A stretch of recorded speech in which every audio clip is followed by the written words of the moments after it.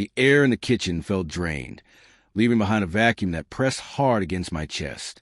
My wife, Ellen, stood at the sink, her knuckles white where they gripped the counter's edge. Her gaze was locked on a single coffee mug, his mug, the one with the chipped handle that didn't belong in our home. Her voice, low and trembling, had just shattered the silence. "You're sleeping in the guest room until you apologize." My pulse thundered in my ears, a wild, deafening rhythm. I opened my mouth to speak, but the words snagged in my throat like dry leaves. "Ellen," I began, but she turned toward me, eyes sharp as blades. That look told me this wasn't about the trash, or anything so small. The mug glimmered under the harsh kitchen light, mocking me from its spot on the counter.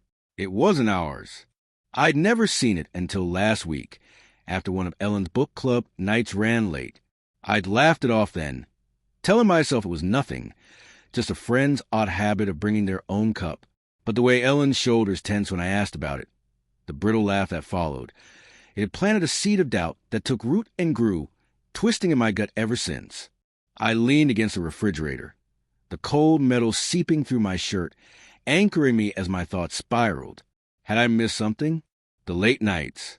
Her phone always tilted away from me. The perfume she'd started wearing again, the one she hadn't touched in years.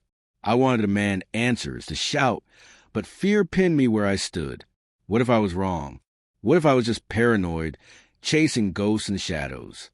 But that mug, that damn mug. "Ellen," I said again, my voice softer this time, testing the waters. "What am I apologizing for?" My voice cracked, betraying the dread coiling inside me. She didn't look at me. Instead, she lifted the mug, her hands trembling, and set it in the sink. The clink echoed like a gunshot. "You know," she whispered. The word struck like a punch to the ribs. I didn't know. Or maybe I did, and I had just been too afraid to face it. That night, the house seemed alive with secrets. Every creak of the floorboards whispered betrayal. I retreated to the guest room, the mattress stiff, the air heavy with the lavender candle Ellen liked to burn, when she said she needed to clear the energy. Clear what?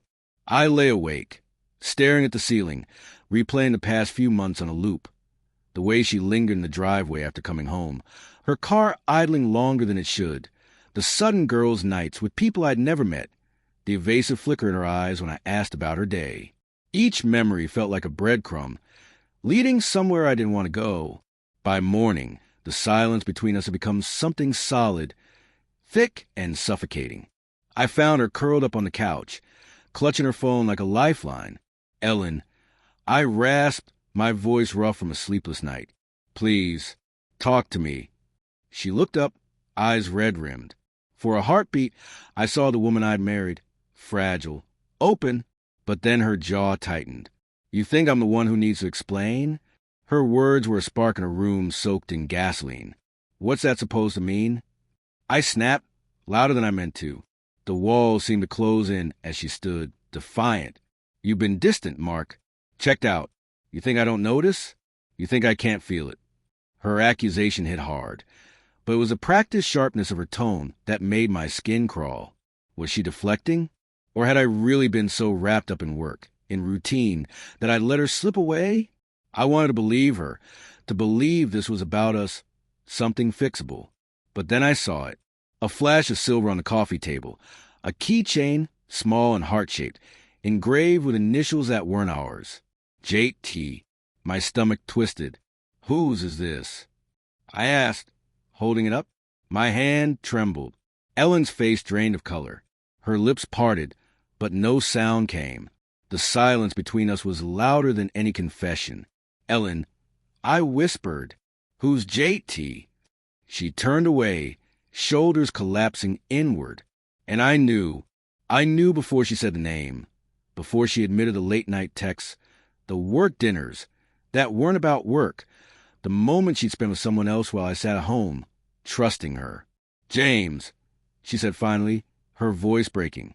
"It's James." James, her co-worker, the one she'd mentioned casually, always with a laugh, a shrug, the one who'd come to our summer barbecue, his smile too confident, his hand resting on her arm a second too long. I'd told myself it was nothing. I'd told myself I was enough. The room tilted, the edges blurring as anger and grief collided in my chest. I wanted to scream, to throw something, to erase the image of her with him. But all I could do was stand there, the keychain burning in my palm, heavier than the wedding ring on my finger. Why? I choked out. She cried then, sobs racking her body, but her apologies felt rehearsed hollow, like lines from a play she didn't believe in. I didn't sleep in the guest room that night. I left.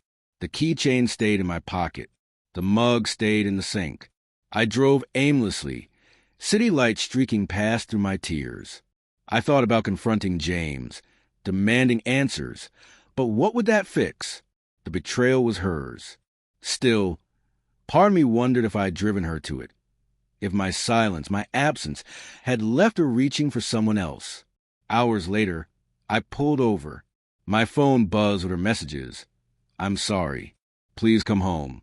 We can fix this. I stared at the screen, thumb hovering over reply.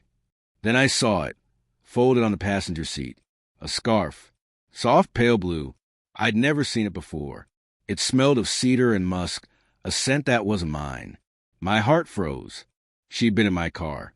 With him. The betrayal wasn't just in our home. It was everywhere. I didn't go back. I couldn't.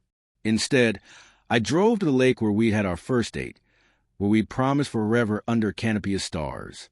I stood there, holding the scarf, and let it fall into the water, watching it sink the way my trust in her had.